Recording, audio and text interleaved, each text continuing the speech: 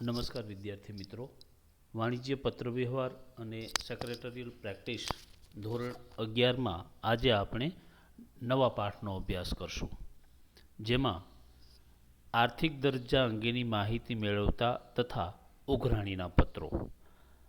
સૌથી પહેલાં આપણે આર્થિક દરજ્જા અંગેની માહિતી મેળવતા પત્રોનો અભ્યાસ કરશું.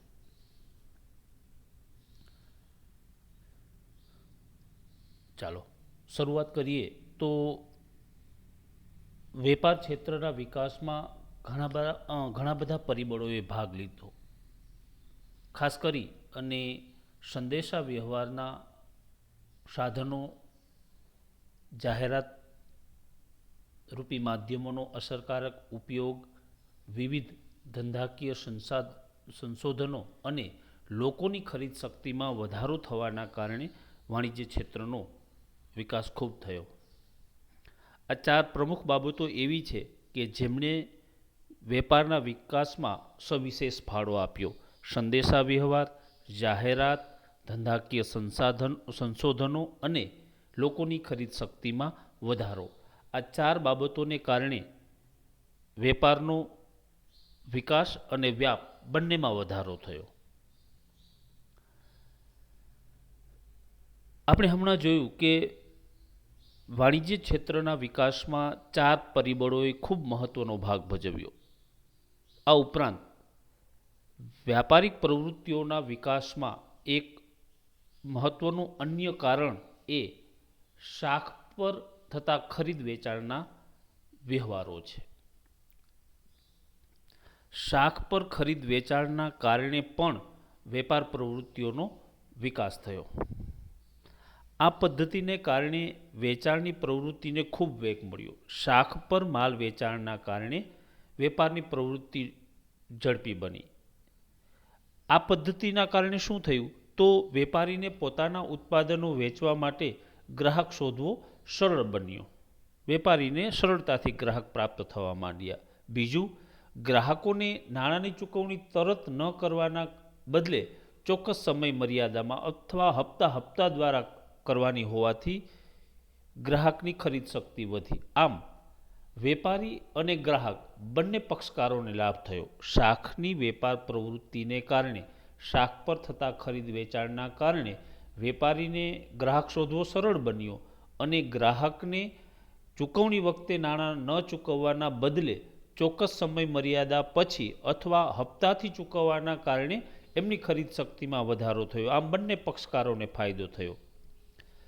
પરંતુ એમના ડિસએડવાન્ટેજની વાત કરીએ તો શાખ દ્વારા થતા વેચાણમાં વેપારી દ્વારા ગ્રાહકની યોગ્ય ચકાસણી ન કરવામાં આવી હોય તો શાખની સમય મર્યાદામાં નાણાં ન મળવાના કારણે ઉઘરાણીના પ્રશ્નો બને અથવા નાણાં પરત ન આવવાનું પણ જોખમ રહેલું છે. એટલે કે શાખ પર જ્યારે ખરીદ વેચાણ કરવામાં આવે ત્યારે વેચાણમાં વેપારી દ્વારા ગ્રાહકની યોગ્ય ચકાસણી ન કરવામાં આવે, ગ્રાહકના આર્થિક દરજ્જાની ચકાસણી કરવામાં ન આવે તો કદાચ એવું બને કે શાખના સમયગાળા બાદ પણ નાણાં પરત ન આવે. ઘણી બધી વખત નાણાં ગુમાવવાનું જોખમ પણ રહે. તેથી શાખ પર વેપાર કરવો હોય તો ખરીદનાર એટલે કે ગ્રાહક પેઢીના આર્થિક દરજ્જાની માહિતી અંગે અભિપ્રાય મેળવી લેવો જોઈએ. એટલે કે શાખ પર જ્યારે વેપાર કરવો હોય તો ખરીદનાર અથવા તો ગ્રાહક પેઢીના આર્થિક દરજ્જાની માહિતી કે એ પેઢી વિશેનો અભિપ્રાય જાણી લેવો હિતાવહ રહેશે. ચાલો હવે આર્થિક દરજ્જાની માહિતી કેવી રીતે મેળવશું? આર્થિક દરજ્જાની માહિતી મેળવવા માટે શું કરવું પડશે એમની વાત કરીએ તો ગ્રાહક અથવા વેપારી પેઢીને શાખ પર માલ સામાન આપતા પહેલા એમના આર્થિક દરજ્જા અંગેની માહિતી મેળવવી હિતાવહ છે, જે હમણાં આપણે જોયું કે જેથી કરી અને શાખના સમયગાળા બાદ નાણાં ગુમાવવાનો વારો ન આવે. એટલે માલ સામાન આપતા પહેલાં જ આર્થિક દરજ્જા અંગેની માહિતી મેળવી હિતાવહ રહેશે.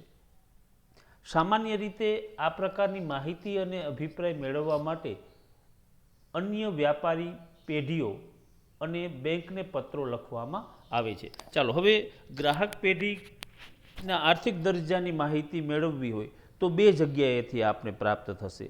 એક, અન્ય વ્યાપારિક પેઢીને પત્ર દ્વારા અથવા તો બેંકને પત્ર લખી અને ગ્રાહક પેઢીની આર્થિક દરજ્જા વિશેની માહિતી પ્રાપ્ત કરી શકીએ. બે જગ્યા બરાબર યાદ રાખશું, અન્ય વ્યાપારિક પેઢી અને બીજું બેંક. આ બંને જગ્યાએથી આપણે આર્થિક દરજ્જાની માહિતી મેળવી શકશું. હવે આ પ્રકારના પત્ર દ્વારા પેઢીને શાખ પર માલ સામાન આપતા પહેલાં 4CS ચકાસણી કરવી જોઈએ.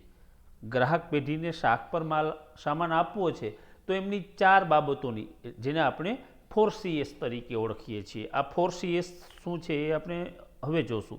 તો આ 4CSની ચકાસણી કરવી જોઈએ. હવે આ 4CS શું છે? તો પહેલું, જે તે પેઢીની પ્રતિષ્ઠા, કેરેક્ટર.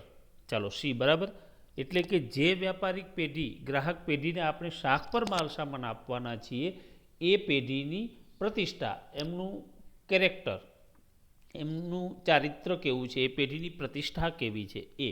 બીજું, નાણાં પરત કરવાની ક્ષમતા, એટલે કે પેઢીની કેપેસિટી, નાણાં પરત કરવાની એમની ક્ષમતા કેવી છે. ત્યાર પછી ત્રીજી શું બાબત જાણશું? તો તેની પાસેની મૂડી, એટલે કે કેપિટલ. વ્યાપારી ગ્રાહક પેઢી પાસે કેટલી મૂડી છે, એમના કેપિટલ વિશે માહિતી મેળવશું. અને લાસ્ટમાં તેણે તારણમાં આપવાની જામીનગીરી, એટલે કે જે ગ્રાહક પેઢી છે એનું કોલેટરલ, એ તારણ પર શું આપી શકે એમ છે, એમની પાસે કઈ કઈ મિલકતો છે. એટલે એમનું 4CS, કેરેક્ટર, કેપેસિટી, કેપિટલ અને કોલેટરલ. આ 4 બાબતોની માલ સામાનને શાખ પર આપતા પહેલાં ચકાસણી કરવામાં આવે તો નાણાં પરત ન આવવાનું જોખમ ટાળી શકીએ છીએ.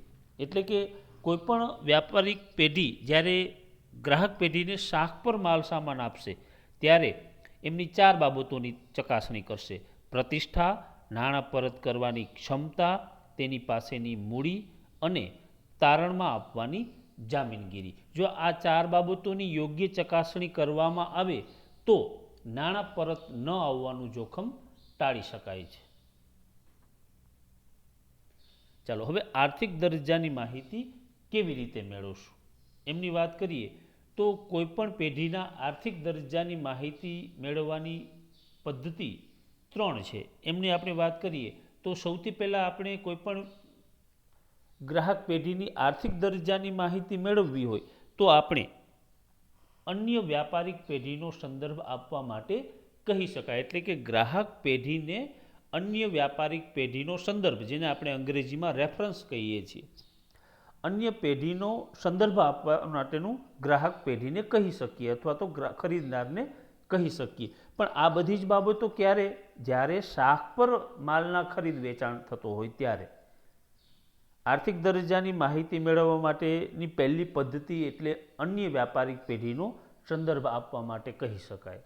પછી તે પેઢીના બેન્કરનો સંદર્ભ માગી શકાય. આપણે અગાઉ જોયું હતું ને કે કોઈપણ વ્યાપારિક પેઢીના આર્થિક દરજ્જાની માહિતી આપણે બે જગ્યાએથી મળશે: એક અન્ય વ્યાપારિક પેઢી પાસેથી અને બીજું બેંક પાસેથી. તો આપણે તે પેઢીના બેન્કરનો રેફરન્સ પણ માગી શકાય. અને ત્રીજું, પ્રત્યક્ષ રીતે વ્યાપારિક પેઢીના પાછલા અમુક વર્ષોના સરવૈયાના આધારે તેની આર્થિક સદ્ધરતા જાણી શકીએ. એટલે કે ગ્રાહક પેઢીના ઇન્કમટેક્સના સરવૈયા, ઇન્કમટેક્સના રિટર્ન, એમના છેલ્લા વાર્ષિક હિસાબોના આધારે, છેલ્લા કેટલાક વર્ષના એમના નાણાકીય વ્યવહારોના આધારે એમની આર્થિક સદ્ધરતા જાણી શકીએ. એટલે આપણે 3 બાબતો અહીંયા જોઈ: અન્ય વ્યાપારિક પેઢીનો સંદર્ભ આપવા માટે કહી શકાય, બીજું તે પેઢીના બેન્કરનો સંદર્ભ માગી શકાય, અને ત્રીજું પાછલા અમુક વર્ષના પાકા સરવૈયાના આધારે આપણે એમની આર્થિક સદ્ધરતા જાણી શકીએ. ચાલો ઓકે. હવે વ્યાપારિક પ્રવૃત્તિઓના વ્યાપ થવાનું મુખ્ય કારણ આપણે જોયું તો શાક પર થતા ખરીદ વેચાણના વ્યવહારો છે.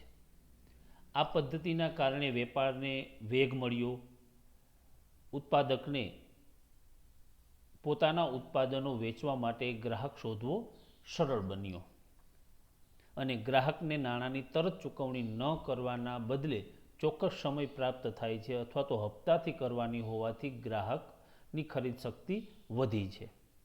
આ બંને પક્ષકારોને લાભ થયો, પરંતુ શાખ એટલે કે ક્રેડિટ દ્વારા થતા ખરીદ વેચાણમાં વેપારી દ્વારા ગ્રાહકની યોગ્ય ચકાસણી કરવામાં ન આવી હોય તો શાખની સમય મર્યાદામાં નાણાં ન મળવાના કારણે ઉઘરાણીના પ્રશ્ન ઊભા થતા હોય છે.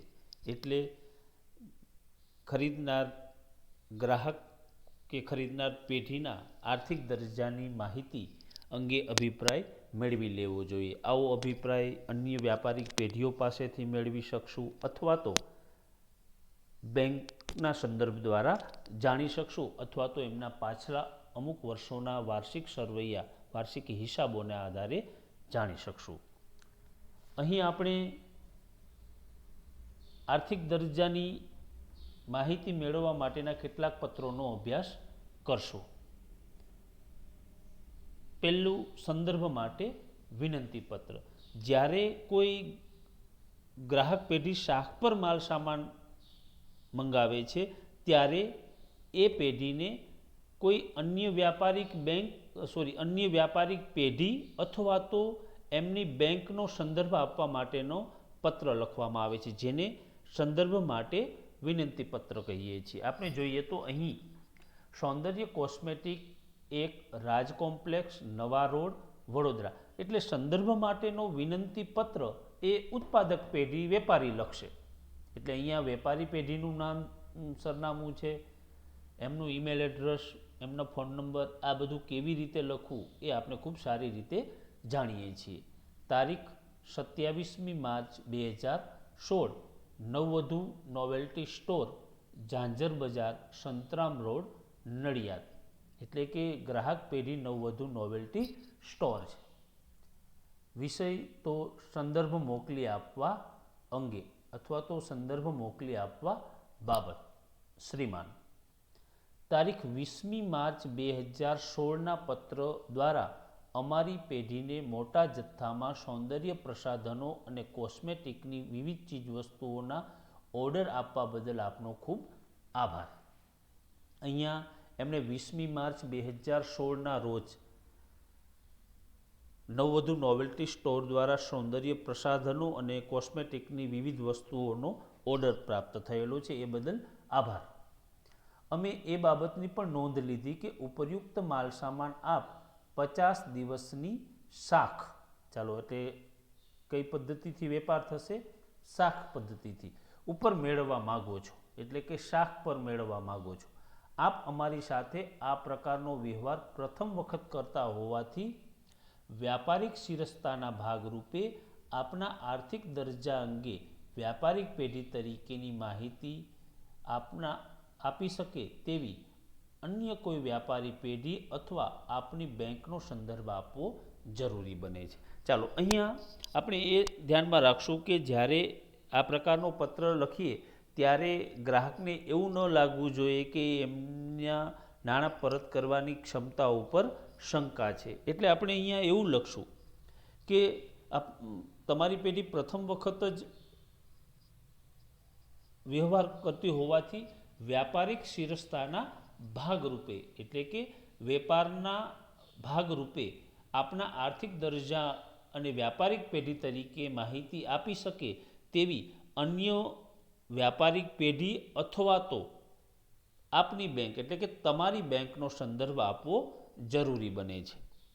આપના તરફથી સંદર્ભ આપતો પત્ર મળ્યા પછી જ આપણા ઓર્ડર પ્રમાણે માલ સામાન પહોંચાડવાનું શક્ય બનશે. એટલે કે આપ અન્ય વ્યાપારિક પેઢી અને આપણા બેંકનો સંદર્ભ આપશો, એ પત્ર મળ્યા પછી જ ઓર્ડર પ્રમાણેનો માલ સામાન પહોંચાડવાનું શક્ય બનશે. આપના તરફથી સંદર્ભ આપતા પત્રની અપેક્ષા હતો આપ તુરંત જ સંદર્ભ આપતો પત્ર મોકલી આપશો એવી અપેક્ષા સાથે આપણો વિશ્વાસુ XYZ માલિક.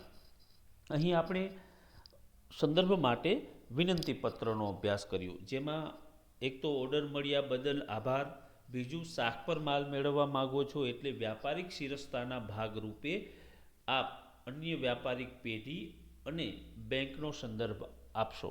આવો આપણે સંદર્ભ માટે વિનંતી પત્રમાં લખશું. ત્યારબાદ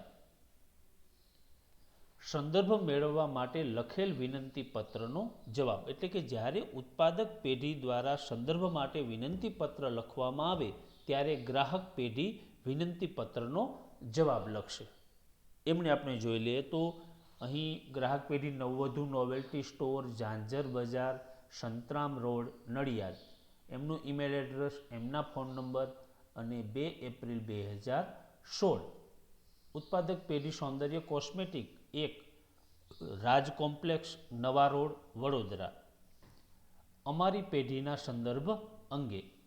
ચાલો, કારણ કે અહીંયા આપણે સંદર્ભ મેળવવા માટેના વિનંતી પત્રનો જવાબ લખીએ છીએ.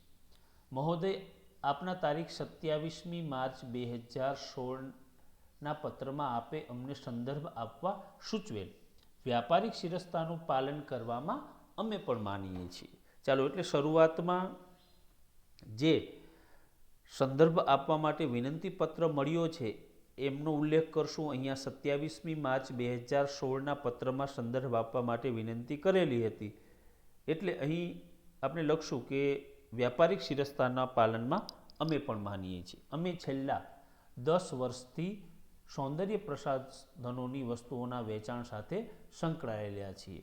અમારી આર્થિક દરજ્જાની માહિતી મેળવવા માટે આપ નીચે દર્શાવેલી પેઢી અથવા અમારી બેંકનો સંપર્ક કરી શકો છો. પછી સેકન્ડ પેરેગ્રાફમાં વેપારી પેઢી પોતાના વિશેની બાબતો રજૂ કરશે કે છેલ્લા આટલા વર્ષોથી શહેરમાં અમે આ વ્યવસાય સાથે જોડાયેલા છીએ. અમારી આર્થિક દરજ્જાની માહિતી મેળવવા માટે આપ નીચે, એટલે પછી આપણે અન્ય વ્યાપારિક પેઢીની વિગતો લખશું કે નીચે આપેલા વ્યાપારિક પેઢી અથવા બેંક પાસેથી સંપર્ક કરી અને અમારો સંદર્ભ મેળવી શકશો. હવે અહીં આપણે બે સંદર્ભ, એક વ્યાપારિક પેઢીનો સંદર્ભ અને બીજો બેંકનો સંદર્ભ લખવાનો છે. એટલે પહેલાં અહીં વ્યાપારિક પેઢીનો, એમનું નામ, એમનું સરનામું, એમના ફોન નંબર લખવાના થશે. અન્ય વ્યાપારિક પેઢી તરીકે અહીં કમલ ફાર્મસી એન્ડ કોસ્મેટિક, ગંજ બજાર, સયાજી રોડ, વડોદરા, એમ પિનકોડ નંબર અને એમના ફોન નંબર. ચાલો, એટલે એક અન્ય વ્યાપારિક પેઢી વિશેની વિગતો દર્શાવી. પછી બેંક. અહીં બેંક કઈ દર્શાવવાની છે? તો જે વ્યાપારિક પેઢી શાખ પર માલ મેળવવા માગે છે એ જ પેઢીનું પોતાના બેંકની ડિટેલ આપશે. એટલે અહીંયા નવવધુ નોવેલ્ટી સ્ટોર, એમનું bank account bank of Baroda, Pij road શાખા, નડિયાદ, એમના ફોન નંબર, બેંકની વેબસાઇટ, ઈમેલ અને એમના ખાતા નંબર. ચાલો, બરાબર, ઓકે. અમે આશા રાખીએ છીએ કે ઉપયુક્ત પેઢી તથા બેંક પાસેથી માહિતી મેળવવા બાદ અમારો માલસામાન આપ સત્વરે મોકલશો. એટલે આ બંને, એક વેપારી પેઢી અને બેંક, આ પાસેથી આપ માહિતી મેળવી અને અમારો માલસામાન સત્વરે મોકલશો એવી અપેક્ષા સાથે આપનો વિશ્વાસુ એબીસી ભાગીદાર. અહીં સંદર્ભના વિનંતી પત્રના જવાબમાં બરાબર ખ્યાલ રાખશું કે આપણે જો વેપારી પેઢી અને બેંક આમ બંને દર્શાવેલું હોય તો બંને વિગતો લખશું, ખાલી બેંક દર્શાવેલું હશે તો ખાલી બેંકનો સંદર્ભ આપશું, બે વ્યાપારિક પેઢીનો સંદર્ભ આપવાનું કહ્યું હોય તો બે વ્યાપારિક પેઢીઓના નામ, એમનું પૂરું એડ્રેસ, એમના ફોન નંબર લખશું. જ્યારે બેંક ખાતાની વિગતો લખવાની હોય ત્યારે બેંક, શાખાનું નામ, એમનું પૂરું સરનામું અને પોતાના એકાઉન્ટ નંબર, આટલી વિગતો આપણે સંદર્ભના વિનંતી પત્રના જવાબમાં લખશું. ચાલો, આગળની વિગતો આપણે નેક્સ્ટ લેક્ચરમાં જોઈશું.